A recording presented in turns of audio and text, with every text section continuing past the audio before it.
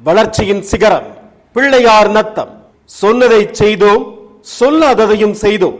பிள்ளையார் நத்தம் மண்ணில் கடந்த 5 ஆண்டுகளில் மட்டும் ரூபாய் 4,17,115 வளர்ச்சி பணிகள்.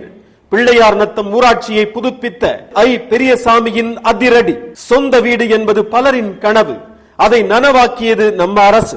ரூபாய் 1.27 கோடியில் 41 புதிய வீடுகள். ரூபாய் 71 லட்சத்தில் 61 வீடுகள் புதுப்பிப்பு.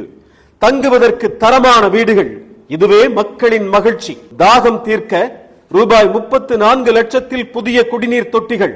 குழந்தைகளுக்காக ரூபாய் 28 லட்சத்தில் நவீன அங்கன்வாடிகள், நியாய விலை கடைகள் மற்றும் கதிரடிக்கும் களம் என எல்லாமே மக்கள் வசம். குளம் மேம்பாடு முதல் வண்ண கற்கள் பதித்த சாலைகள் வரை பிள்ளையார் நத்தம் இன்று ஒரு நவீன கிராமம். அதீத அக்கறையால் மாறிய ஊராட்சியின் முகம். வளர்ச்சி பாதையில் பிள்ளையார் நத்தம். இது வெறும் ஆரம்பம்தான். சாதனைகள் தொடரும். ஆத்தூர் தொகுதி அசைக்க முடியாத கோட்டை.